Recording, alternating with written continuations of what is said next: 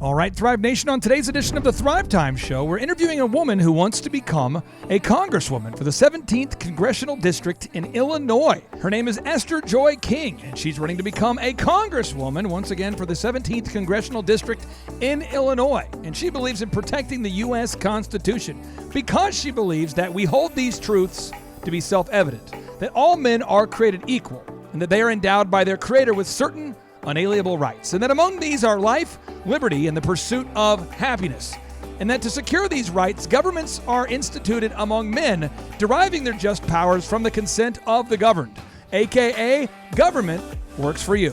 All this and more on today's edition of the Thrive Time Show on your radio and podcast download. Some shows don't need a celebrity narrator to introduce the show, but this show does. 2 men, 8 kids, co-created by 2 different women, 13 multi-million-dollar businesses. Ladies and gentlemen, welcome to the Thrive Time Show. Now, 3, 2, 1, here we go! Started from the bottom, now we here. Started from the bottom, and we'll show you how to get here. Started from the bottom, now we here. We started from the bottom, now we here. Started from the bottom, now we here.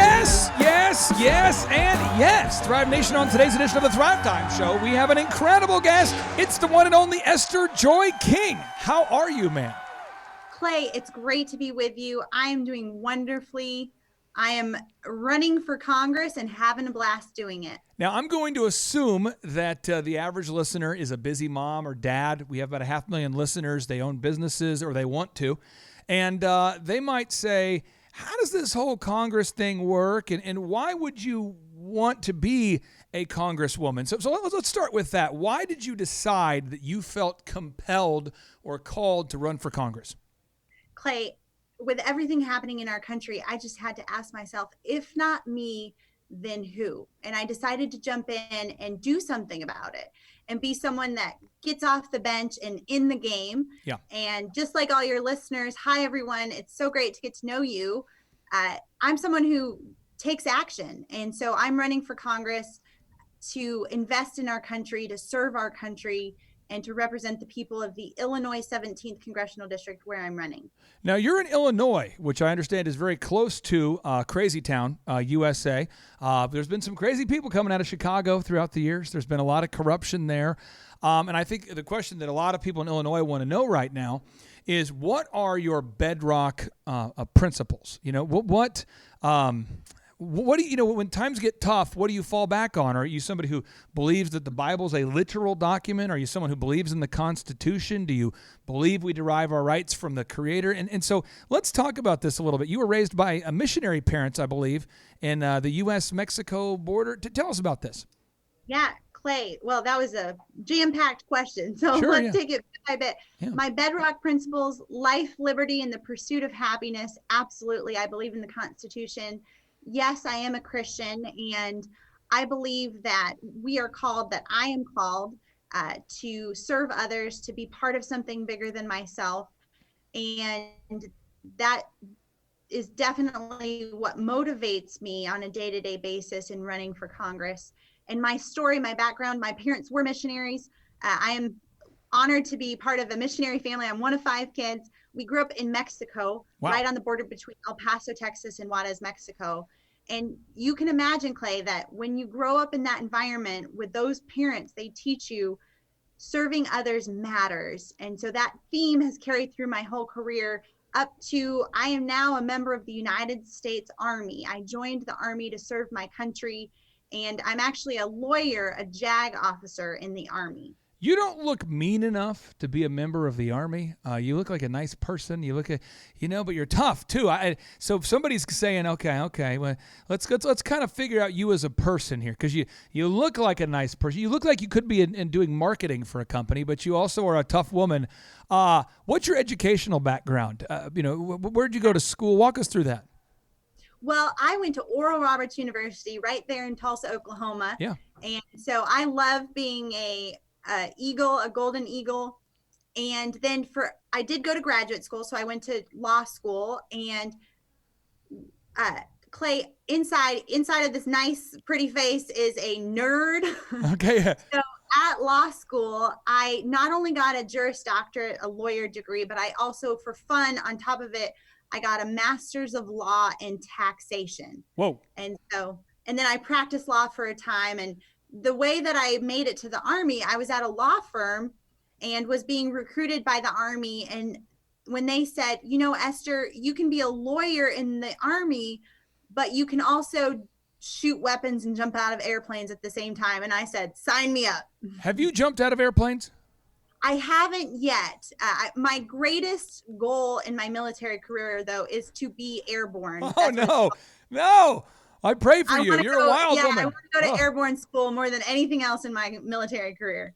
You are a fearless person. So what's happening right now all across the country is people in the great state of Illinois, they're going around their business. They're going about their business. They're taking their kids to soccer. They're taking their kids to volleyball. They're taking the kids to church. And all of a sudden, we hear about a virus coming at us from China, comes from Wuhan. Then we say we got to take 2 weeks to pause. You see Dr. Fauci on TV. You see Deborah Birx, the scarf queen. We got to shut it down. 2 weeks to pause, 4 weeks to pause, 8 weeks to just stop it, stop the spread.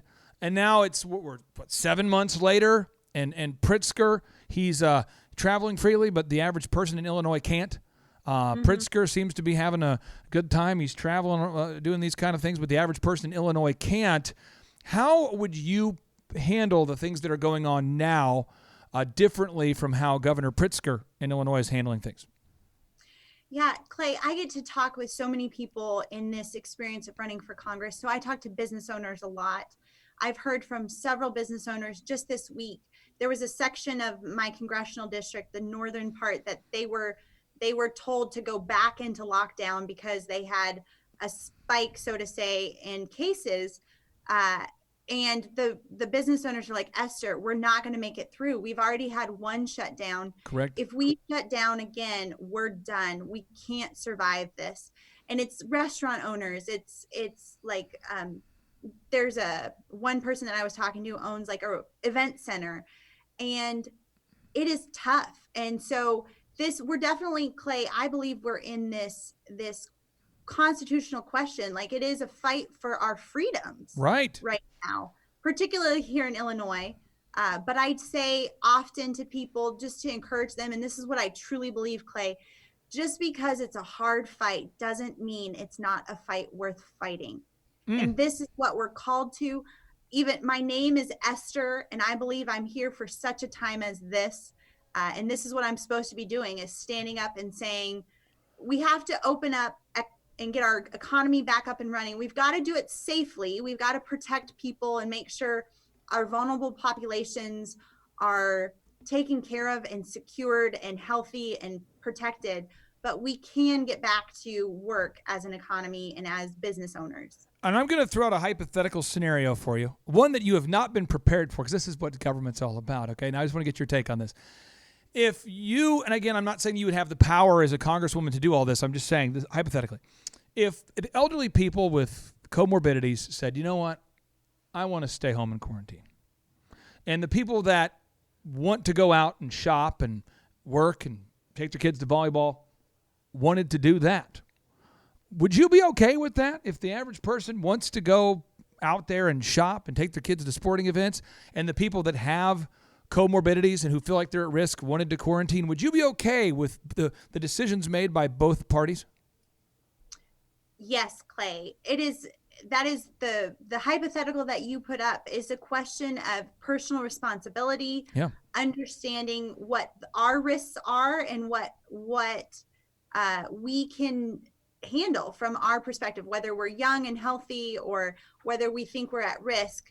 Taking personal responsibility and understanding how our choices are going to affect others and making sure we're being a responsible citizen and part of the community, but being able to evaluate that risk for ourselves and then make appropriate decisions. That's exactly what freedom is about. Now, what I'm going to try to do in these next 15 minutes or so is I'm going to try to poke holes in areas where I think, I'm not saying that you would be weak, but I think a lot of people listening might say, wow, I wonder if she knows anything about this. because, a lot of people run for office, but they've never done anything previous to running for office. So you've already mentioned the military background. You've mentioned you're kind of a nerd. You studied law. You got that going for you. What was your first job after you got out of college? Your first real job? Well, in high school, I did retail. So I worked at a store in the mall. And then during college, I was a waitress. I worked at a little coffee shop, like bakery that served lunch.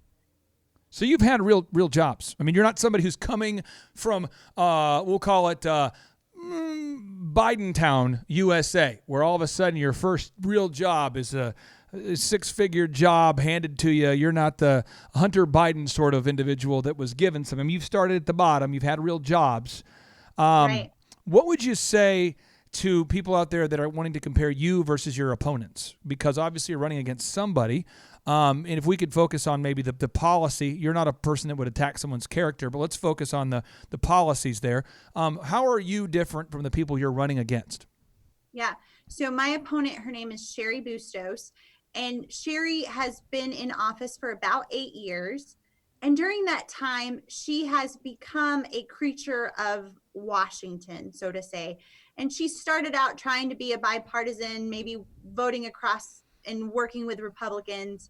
However, right now, she votes 100% of the time with Nancy Pelosi, and she votes 94% of the time with Ilhan Omar and Alexandria Ocasio-Cortez. And when I talk to people here, we are Midwest through and through in Western Illinois. And they're like, what? No, that doesn't represent our values. That's not what we're about here in Western Illinois. And so, Clay, the experience that I have, and it's pretty exciting to be a part of, is about 60 to 70% of the time when I talk to someone, maybe they don't know who I am yet, or it's their first time getting to know what I'm doing running for Congress. By the end of the conversation, 2 out of every 3 times, someone is like, wow, yes, I'm all in with you, Esther. And we have so much excitement and momentum. And I think, Clay, what it's rooted in is people's hunger for change. We want a government that does work for us. The government is created. You mentioned earlier the Constitution and God-given rights. We all know inherently that our rights come from nature and nature's God, right? Yep. And it's not, our rights are not from the government. And so the government is meant to protect and serve us as people, as citizens. And that's inherent. We all kind of get that, and we understand that as Americans. And we want to return to that. And so getting to be a part of that and getting to be a voice and a representative of those values of a government that works for us has been just such an exciting part of this process.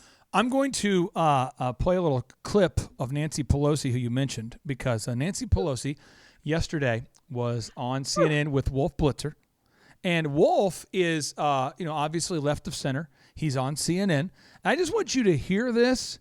And this, to me, demonstrates why you're a great candidate and why anybody who follows along with Nancy Pelosi is not. But I'm just going to cue up this audio, and I'm not going to paint you into a corner. I'm just going to play it, and I might play it twice if you want me to play it twice so you get your kind of sights on what she's saying. But this is Wolf Blitzer on CNN yesterday talking to Nancy Pelosi. Here we go. Cheers. And it's not about me. It's about millions of Americans who can't put food on the table, who can't pay the rent, and who are we having represent trouble, them. who And we are represent them. getting And by we on represent these them. long food And we lines that we're represent seeing. them. I know we you know are. them. I'm just we saying. We represent them, and we know them.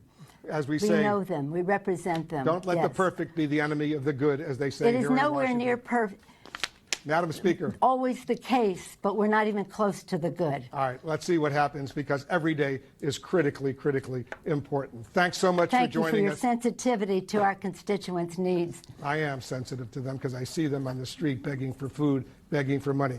Madam Speaker, thank you Have so you much. fed them? We feed them. We feed them. We'll continue this conversation down the road. What do you think? I mean, she is so left of center now that Wolf Blitzer has to correct her. I mean, to show just a little compassion for allowing her citizens to get back to work. I mean, she's stopping. She is in favor of perpetual lockdowns, and Wolf has to say, time out. I mean, Wolf Blitzer, this is a very left person. How do you process what you just heard there? Yeah. Well, Clay, I think Nancy Pelosi and the words that she was saying is very representative of how things have gotten flipped upside down, where the government and the Speaker of the House, as a representative of the government, believes that she is the answer. It reminds me of the quote from Ronald Reagan. Whenever you hear the phrase, I am from the government and I'm here to help. Yeah. Yep. Like, she thinks she's the solution to Americans' problems. And that I do not believe that even slightly. I believe Americans are the solution to Americans' problems, that we each have a responsibility to take ownership of our own lives and to stand up for ourselves. And of course, accept support from a community. And there is responsibility at the governmental level to help citizens when they fall down and maybe can't get back up on their own and need some assistance. However, the government is not the answer, Clay. To supply some backup reinforcements, not that you need them, but I want to make sure we quote this. President Ronald Reagan once said, he said, the most terrifying words in the English language are, I'm from the government and I'm here to help. You're dead on. And then you were talking earlier about how we derive our rights, how we get our rights from God. And I want to take everybody back because I know some of us went to public school where there's some serious indoctrination going on. So I wanted to introduce the Declaration of Independence into that conversation and see if you could kind of break down this little passage for me. And I'm reading from the Declaration of Independence. It reads, we hold these truths to be self-evident, that all men are created equal, that they are endowed by the Creator with certain unalienable rights, that among these are life, liberty, and the pursuit of happiness, that to secure these rights, governments are instituted among men, deriving their just powers from the consent of the governed. Mm-hmm. What does that mean to you? Yeah. Well, it means to me that the government's role is to serve us as citizens, deriving the consent from the governed, that the government isn't allowed to do anything without the citizens' permission. And we've gotten to such a point in our culture, and we're having conversations in regular dialogue right now that should we be a socialist country? Should we move so far to the left that the government makes decisions for people? Boo. And that is not the direction that we should head in as America. We are again, to go back to Reagan, we are the shining light on the hill. Correct. And so many countries look to us as an example of freedom and how freedom operates in a country. And so that is, again, to go back to my motivations, that is why I'm jumping in to say, if not me, then who? And I would even just encourage everyone who's listening to this interview and this conversation that we're having, Clay, to ask yourself that question, because each and every one of us has the capacity to make a difference, whether it's just stepping up and running for local office at the county level or running for mayor in your city or your town.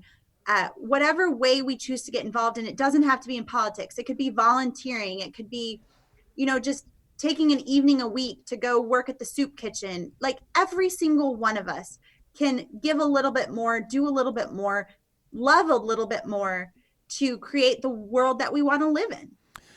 You've traveled around a lot. I've traveled around. After I sold my first business, I traveled quite a bit. And it seems like every time I would go to Puerto Rico, Mexico, to Brazil, to Honduras, to Canada, to insert the place I went, people always wanted to come here. And although America's not perfect, it's not perfect, it is far better than the rest of the world. Even the poorest of the poor in America have it so much better than a lot of the people that I met in Honduras and Brazil, these kinds of things. And I think the argument that's being put out there is that maybe America needs a reset and maybe we need to move into socialism. I don't think people recognize what that means, because socialism is the step one to communism. And every time a country switched to communism, whether it be Cuba, whether it be North Korea, whether it be Venezuela, USSR, it doesn't go well. Can you speak to why capitalism is better than socialism? Certainly, Clay. You're exactly right. As I understand it, socialism and communism have been tried 100 times across the globe in the last 100 years. And Clay, the result has been the death of 100 million people.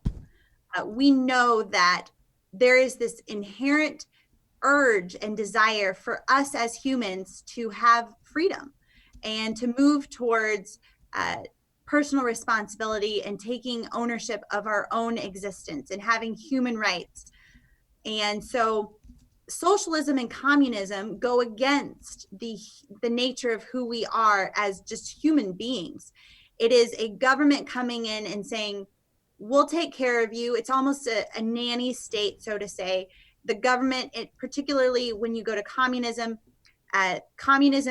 governments control the mechanisms of production. They control all the services and functioning of a society from top to bottom. And then human beings are just inserted as cogs in the system of government. Whereas capitalism and democracy, and of course we have a constitutional republic here in the United States. Yep. These systems are putting the humans, us, at the center, and we drive the bus, and then the government has to do what we tell it to do. So it's kind of flipping, the two systems are flipping it on its head. One says government is most important and people are meant to serve the government. And the other says we, the people, are the most important and the government is meant to serve us. You know, just researching you, you're the kind of person that would have my vote, but I'm in Oklahoma, and so I can't vote. So what I can do on our show, we don't take, advertisements. We don't do advertisers. I just get people on the show and let them share. I get freedom-loving Americans on the show. I tend to shy away from the communist people that want to be on the show, and we do have communist people that want to be on the show. So I guess I believe in dialogue. All the ideas and best ideas rise to the top. So I'm going to let you. You have the mic. How can people support you, vote for you? Where can they learn more? Because it is such a critical election year. Where can they learn about you? Help us help you. Yeah, thank you, Clay. Well, first of all, to tell a little bit more about the race, this race in the Illinois 17th Congressional District. So my district is on the western side of the state of Illinois. It includes the Rockford area. It includes the Quad Cities area. It includes Peoria and everything in between. If you live in that area, you can vote. You can already vote early. You can vote on election day. You can mail in your ballot, however you want to vote. Vote for Esther Joy King and tell all your friends too. And if you don't live in this area, you can support financially. Clay, the race that we are in right now, we are winning this race.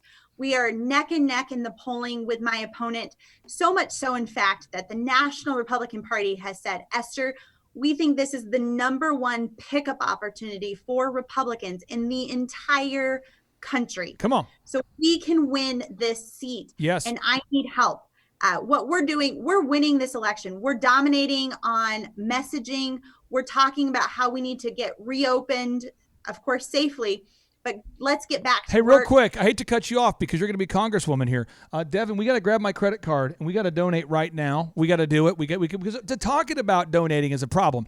We got to do it. That's the solution. So help me. Devin and I are going to donate right now to you. Okay. Where do we need to go right now? Yes. EstherForCongress.com is the website. There's a donate button on the website. Esther for Congress. Okay. We're going there right now. It's ESTHER. My name has an H in it. And the 4 spelled out. So Esther for Congress. Oh, there you are. You look pretty happy on your website. I see. You're looking like you're a confident winner. Okay. Clay, every dollar matters. We are trying to stay up on TV right now, getting the message out. The messaging is working, like I was saying. And the more we're able to get the message out, the quicker we will win this election. We absolutely can win. And everyone that's willing to give $5, $25, $100, $500, the most that one individual is allowed to give, Clay, is $2,800. Let me say this. You can't say this. I'm going to say this for just a second. Okay. Folks, if you're listening right now and you want your kids to enjoy the same standard of freedom that you've enjoyed up to this point, it is absolutely vital that you donate at least $5 right now. Now, you might say, Clay, I cannot donate $5. And I would say to you, if we were face-to-face, and I know we're not, but if I were, I would say to you, why don't you go on a fast for the next meal? Okay?